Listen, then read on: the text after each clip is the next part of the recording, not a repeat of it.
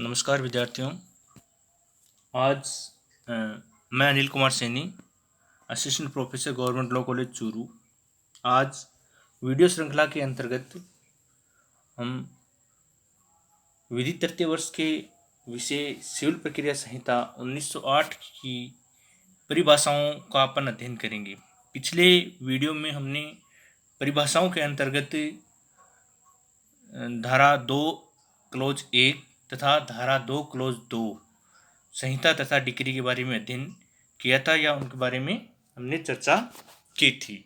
आज हम धारा 2 क्लोज 3 से लेकर धारा 2 क्लोज 11 तक की परिभाषाओं के बारे में चर्चा करेंगे। तो सबसे पहले अपन चर्चा करते हैं धारा 2 क्लोज 3 के बारे में। डिक्रीधारी कौन होता है? डिक्रीधारी, डिक्रीधारी का मतलब डिक्री होल्डर। डिक्री होल्डर ऐसा व्यक्ति होता है, यानी कि ऐसा कोई व्यक्ति जिसके पक्ष में कोई डिक्री पारित की जाती है या कोई निष्पादन योग्य आदेश दिया जाता है, क्या कहलाता है? वो डिक्रीधारी कहलाता है। अब यहाँ पर बात आती है कि डिक्रीधारी होता कौन है। यानी डिक्रीधारी जिसके पक्ष में कोई डिक्री जारी की जाती है या कोई निष्पादन योग्य आदेश पारित किया जाता है। तो डिक्रीधारी यानी कि यदि न्यायालय में कोई वाद प्रस्तुत किया जाता है और जिसके पक्ष में कोई निर्णय आता है या जिसके पक्ष में कोई डिक्री पारित की जाती है, वह व्यक्ति डिक्रीधारी कहलाता है।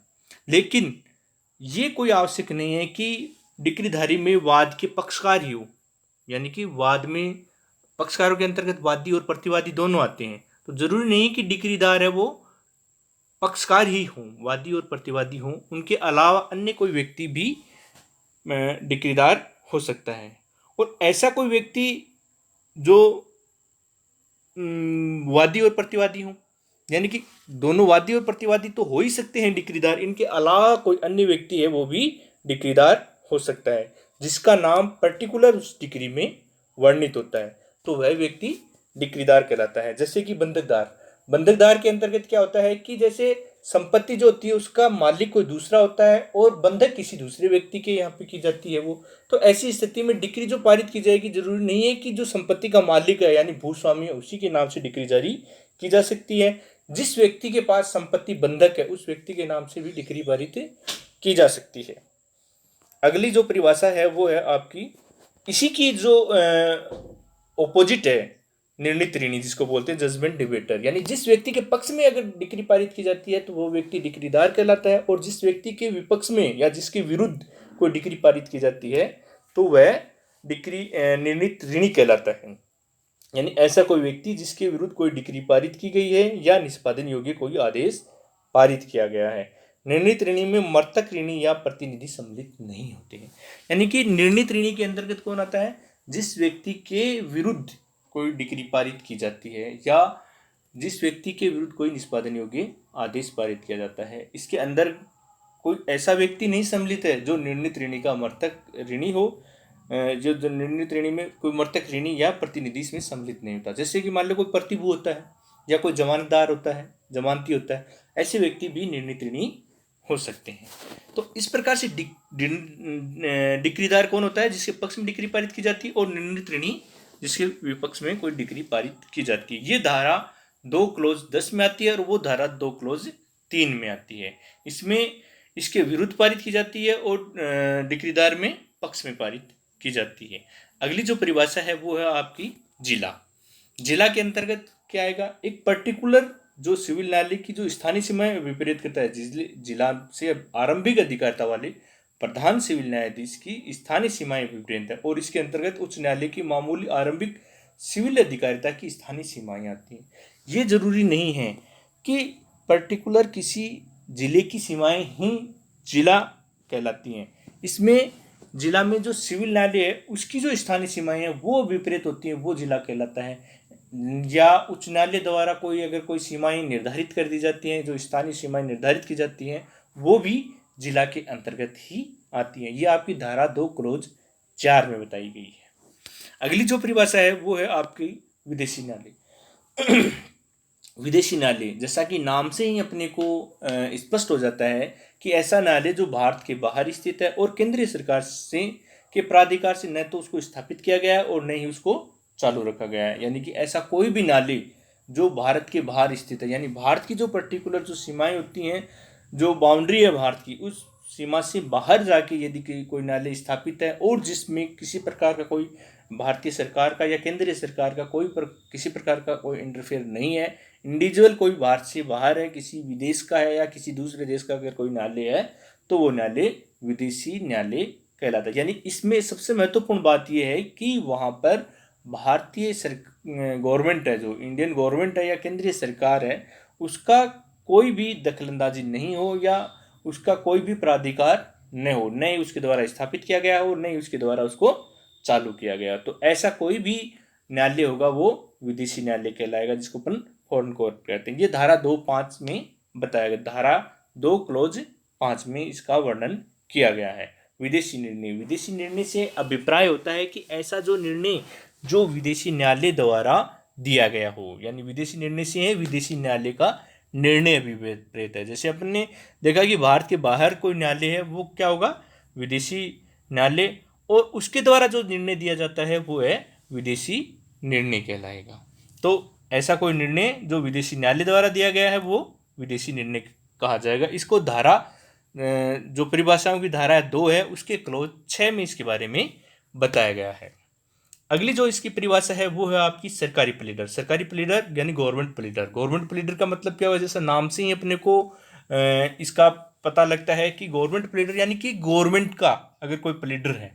प्लीडर का मतलब कोई न्यायालय में यदि कोई व्यक्ति उपस्थित होता है किसी व्यक्ति के लिए अभिवचन देने के लिए, तो वो व्यक्ति है वो, और गवर्नमेंट की तरफ से अगर कोई व्यक्ति आता है तो वो सरकारी प्लीडर करता है। यानी इसके अंतर्गत ऐसा कोई अधिकारी आता है जो सरकारी प्लीडर पर इस संहिता द्वारा अभिव्यक्त रूप से अधिरोपित कृत्यों या उनमें से किन्हीं का पालन करने के लिए राज्य सरकार द्वारा नियुक्त किया गया है और जो सरकारी प्लीडर के निर्देशों के अधीन कार्य करता है। यानी कि इसमें ऐसा व्यक्ति आता है जो राज्य सरकार द्वारा नियुक्त किया गया है और वो सरकार की तरफ से ही उसे कार्य दिए जाते हैं। यानी वो सरकार की तरफ से ही न्यायालय में प्लीड करता है, यानी न्यायालय में अभिवचन करता है। कोई भी जो न्यायालय सरकार की तरफ से जो भी न्यायालय में कोई भी दस्तावेज पेश करना है या सरकार की तरफ से कोई पैरवी करनी है, तो ऐसा व्यक्ति है वो सरकारी प्लीडर कहलाता है। यदि कोई सरकारी प्लीडर के निर्देशों के अधीन या सरकारी प्लीडर के निर्देशों के अधीन कोई व्यक्ति भी कार्य करता है, तो उस व्यक्ति को भी यहाँ पर अपन सरकारी प्लीडर ही कहेंगे, यानी उनको भी सरकारी प्लीडर ही माना जाएगा। अगली जो परिभाषा है वो है न्यायाधीश जज। धारा 2 क्लोज 8 में है। ये अपने को जो भी प्रतियोगिता परीक्षा आती है उसमें ये चीज़ें अपने को आवश्यक रूप से ध्यान रखनी पड़ती हैं कि जो भी परिभाषा दी गई है उसका क्लोज कौन सा है। धारा तो 2 में तो परिभाषाएं हैं ही हैं, लेकिन इसके साथ में अपने को ये भी बताना पड़ता है कि कौन से क्लोज में इस धारा का वर्णन किया गया है। न्यायाधीश के अंतर्गत आता है जो भी सिविल न्यायालय होंगे, जहाँ कहीं पर भी कोई भी सिविल न्यायालय है उसका पीठासीन अधिकारी है वो न्यायाधीश कहलाता है। जो भी जैसे सिविल न्यायालय हैं, जितने भी सिविल न्यायालय होते हैं, चाहे वो कनिष्ठ खंड हो, सिविल न्यायाधीश कनिष्ठ खंड हो, या सिविल न्यायाधीश वरिष्ठ खंड हो, या जिला न्यायालय हो, या अतिरिक्त जिला न्यायालय हो, या जिला न्यायालय हो, कोई सा भी अगर न्यायालय आएगा उसका जो भी पीठासीन अधिकारी होगा, जो भी उसमें नियुक्त अधिकारी होगा, जो कि पीठासीन अधिकारी है, वो अधिकारी न्यायाधीश कहलाएगा। उसको अपन सिविल प्रक्रिया संहिता के अंतर्गत न्यायाधीश की श्रेणी में उसको मानेंगे, यानी कि वह व्यक्ति है वो न्यायाधीश कहलाएगा। अगली जो इसकी परिभाषा है वो है निर्णय। निर्णय के अंतर्गत क्या आएगा, जैसे अपने देखा निर्णय क्या है। निर्णय में न्यायाधीश द्वारा डिक्री या आदेश का कथन अभिप्रेत। एक सिंपल सी परिभाषा है कि निर्णय है उसमें डिक्री या आदेश का कथन अभिप्रेत है। अब हमने पढ़ा धारा 2 क्लोज 2 में डिक्री। डिक्री क्या होती है सबसे पहले अपन ये देखते हैं। जैसे अपन ने 2 क्लोज 2 में देखा है, डिक्री का मतलब है कि न्यायालय का कोई भी न्याय निर्णय या औपचारिक कथन होता है जो कि वाद के सभी या किन्हीं विवादग्रस्त विषयों के बारे में पक्षकारों के अधिकारों का निर्धारण करता है, जो कि प्रारंभिक और अंतिम हो सकती है। तो ये तो चीज आती है इसमें डिक्री के अंतर्गत, यानी कोई भी कथन अगर करता है, चाहे वो वाद उसमें प्रारंभ किया जा चुका हो या उस वाद के मध्य में अगर कोई किया गया है वो हो, या वाद के अंतिम समय जब निर्णय दे दिया जाता है उसकी कोई कार्रवाई नहीं होती है, उस कार्रवाई होनी बाकी नहीं होती है, तब अगर मान लो कोई भी डिक्री पारित की जाती है जो कि प्रारंभिक और अंतिम हो सकती है। ऐसा अगर कोई डिक्री पारित की जाती है तो वो अपन निर्णय में सम्मिलित कर लेते हैं, वो डिक्री है वो भी निर्णय में सम्मिलित होती है। फिर आता है आपका, जैसे अपन आगे पढ़ेंगे आदेश के बारे में, धारा 2 क्लोज 14 के अंतर्गत आदेश का भी वर्णन किया गया। आदेश में क्या होता है? आदेश में ऐसा कोई अभिकथन होता है, न्यायालय का कोई भी ऐसा अभिकथन जो कि डिक्री नहीं है, यानी डिक्री के अलावा अगर कोई भी कथन किया जाता है न्यायालय द्वारा, तो वो कथन है वो आपका आदेश कहलाता है। और ये दोनों ही चीजें अपनी निर्णय में सम्मिलित होंगी, यानी डिक्री और आदेश है वो दोनों ही इसमें निर्णय में सम्मिलित माने जाएंगे। इनका वर्णन धारा 2 के क्लोज 9 में बताया गया है। अब जो महत्वपूर्ण जो परिभाषा आती है वो है आपकी विधिक प्रतिनिधि। विधिक प्रतिनिधि यानी लीगल रिप्रेजेंटेटिव, जिसको धारा 2 क्लोज 11 में जिसका वर्णन किया गया। अपन ने धारा 2 9 के बाद में 2 11 आती है, क्योंकि बीच में जो धारा 2 10 थी निर्णित ऋणी की, वो अपने डिक्रीदार के साथ में पढ़ ली है। तो अब जो धारा आएगी वो है अपनी 2 11, जिसके अंतर्गत विधिक प्रतिनिधि के बारे में बताया गया है। विधिक प्रतिनिधि कौन होता है? विधिक प्रतिनिधि में वह व्यक्ति अभिप्रेत है जो, सबसे पहले इसमें 3 बातें आती हैं कि विधिक प्रतिनिधि वह व्यक्ति होगा, नंबर 1, मृतक व्यक्ति की संपदा का विधि की दृष्टि से प्रतिनिधित्व करता है। अर्थात क्या हुआ, यानी विधि की तरफ से उसको कोई भी संपदा है जो मृत व्यक्ति हो गया, कोई व्यक्ति मृत हो गया है, उसकी संपदा में वो अपना प्रतिनिधित्व करता है, चाहे उसका पुत्र हो या कोई उत्तराधिकारी हो। तो ऐसा व्यक्ति कौन होगा? प्रतिनिधि होगा। या जैसे अपन ऐसे भी कह सकते हैं इसके अंतर्गत कि कोई भी न्यायालय में अगर मान लो कोई प्रतिनिधित्व करता है किसी भी वादी का या किसी भी पक्षकार का, तो उसका जो प्रतिनिधि होगा, यानी यदि उसकी मृत्यु हो जाती है तो उसके स्थान पर यदि कोई व्यक्ति आता है जो जो मृतक व्यक्ति की संपदा है उसमें विधि की दृष्टि से प्रतिनिधित्व करता है, तो वो व्यक्ति भी विधिक प्रतिनिधि कहलाता है। दूसरा, ऐसा व्यक्ति जो मृतक की संपत्ति में दखल अंदाजी करता है, यानी कि कोई भी ऐसा व्यक्ति जो मृतक व्यक्ति की जो संपदा है उसमें चला जाता है, उसमें इंटरफेयर करता है या उसमें रहता है। जैसे कोई संपदा है जिसमें वो रहता है या उसको अपने उपयोग में लेता है या उसको